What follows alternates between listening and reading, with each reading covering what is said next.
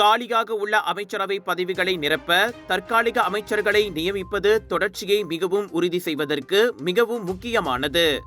குறிப்பாக ஜூலை 21ஆம் தேதி நாடாளுமன்ற கூட்டம் மீண்டும் தொடங்குவதால் இது ஓர் அவசியமான நடவடிக்கையாகும் என தோட்ட தொழில் மற்றும் மூலப்பொருட்கள் துறை அமைச்சர் டத்தோஸ்ரீ ஜொஹாரி கானி கூறியுள்ளார்.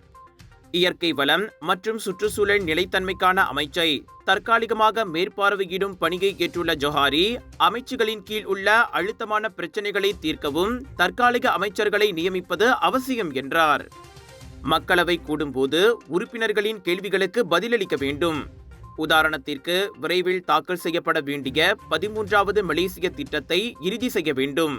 இப்போதைக்கு ஒருவரை தற்காலிகமாக நியமித்தால் மட்டுமே அவ்வேளையை விரைந்து முடிக்க முடியும் என்றார் அவர். நிக் நஸ்மி நிக் அஹ்மத் விட்டு சென்ற அமைச்சர் பதவியை கூடுதல் பொறுப்பாக ஜொஹாரி தற்காலிகமாக கவனித்து வருவார் என வெள்ளிக்கிழமை அரசாங்க தலைமை செயலாளர் அறிவித்தார். முன்னதாக டத்தோஸ்ரீ ரஃபீசி ரம்லி விட்டு சென்ற பொருளாதார அமைச்சர் பதவியை 2வது நிதி அமைச்சர் டத்தோஸ்ரீ அமீர் அம்சா அசிசான் தற்காலிகமாக கவனிப்பார் என அறிவிக்கப்பட்டது. ஜூலை 31ஆம் தேதி தாக்கல் செய்யப்பட உள்ள 13வது மலேசிய திட்டத்தை இறுதி செய்யும் முக்கிய பணி அமீர் அம்சாவுக்கு வழங்கப்பட்டுள்ளது. மே மாத PKR கட்சி தேர்தலில் துணைத் தலைவர் மற்றும் உதவித் தலைவர் பதவிகளை தற்காக்க தவறியதால் ரஃபீசியும் நிக் நஸ்மியும் அமைச்சரவையில் இருந்து விலகியுள்ளனர்.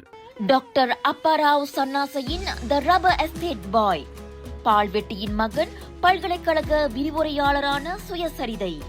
இவரின் மகள் டாக்டர் நிஷாந்தி அப்பாராவ் கைவண்ணத்தில் உருவான டிவினிட்டி இன் டைவர்சிட்டி 108 இந்து தெய்வங்களின் சுருக்க கதை.